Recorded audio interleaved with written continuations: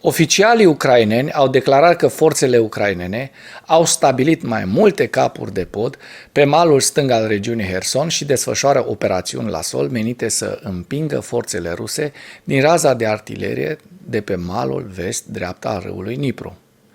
Comandamentul Corpului Marin al Ucrainei și statul major general ucrainean au declarat la 17 noiembrie că trupele de asalt marine ucrainene au asigurat mai multe capete de pod pe malul de est în urma acțiunilor de succes și desfășoară acțiuni pentru extinderea acestor poziții.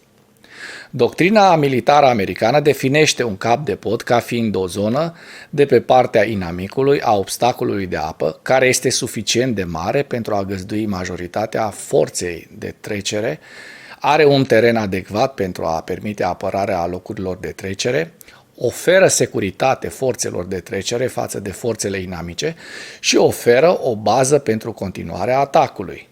Definiția doctrinară a unui cap de pod nu stipulează o anumită dimensiune pentru forța de trecere, amploarea pozițiilor securizate sau capacitatea de a transfera și opera echipament militar greu din acele posturi.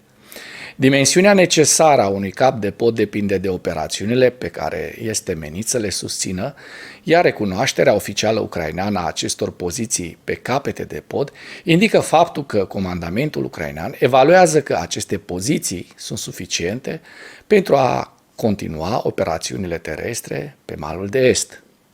Statul major ucrainean a declarat că unul dintre principalele sale obiective operaționale pentru operațiunile terestre ucrainene pe malul de est este prevenirea bombardamentelor rusești asupra civililor ucraineni pe malul de vest al Hersonului, în special în apropierea orașului Herson.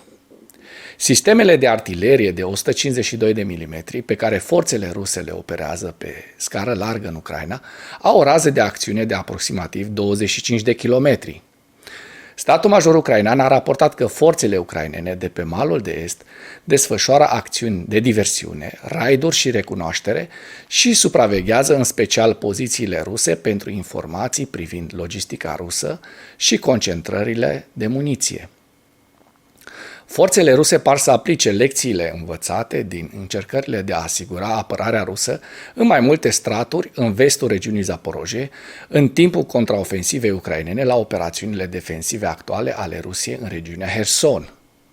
Statul major ucrainean a recunoscut că forțele ruse au o linie destul de serioasă de fortificații în regiunea Herson.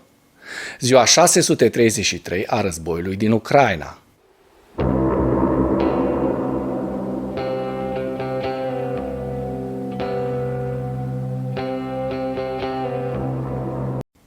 Wall Street Journal a raportat că forțele ruse au minat puternic zona în jurul Crânchii, la 30 de kilometri nord-est de orașul Herson și 2 kilometri de râul Dnipru, unde forțele ucrainene își mențin pozițiile în prezent.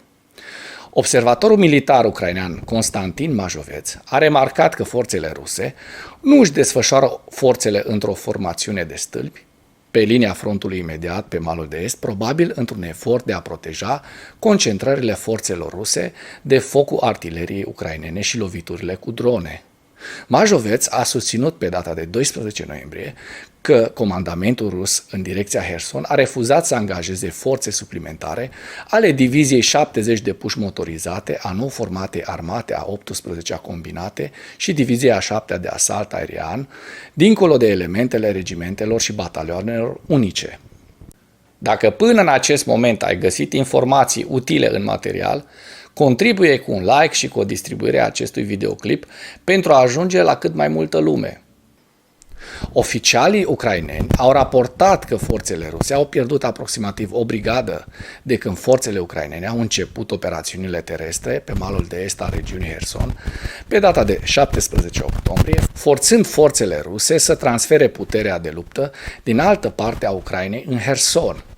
Statul major ucrainean a raportat că forțele ucrainene au ucis 1216 militari ruși și au rănit 2217 de când au început desfășurările pe malul de est.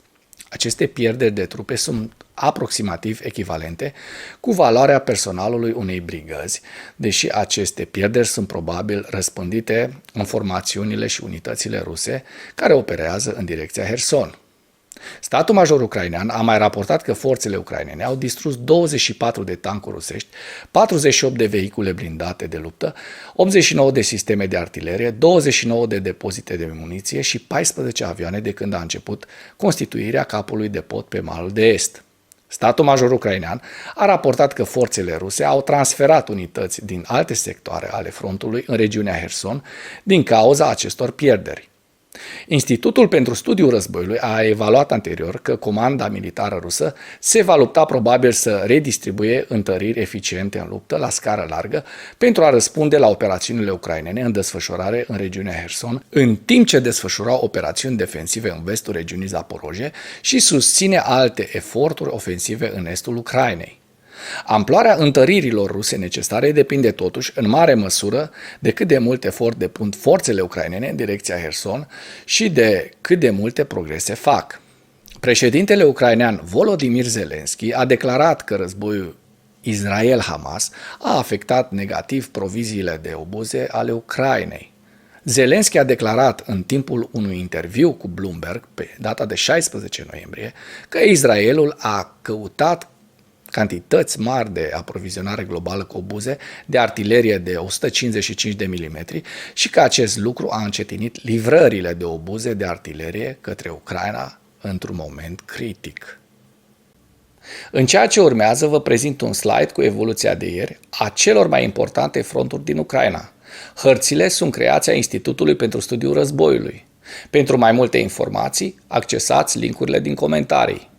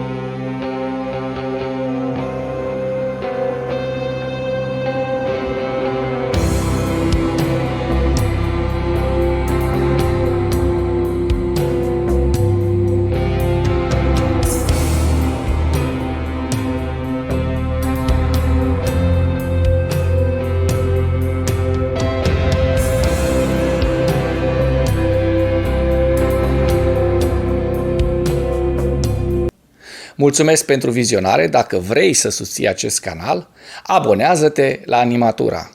Apreciez mult asta.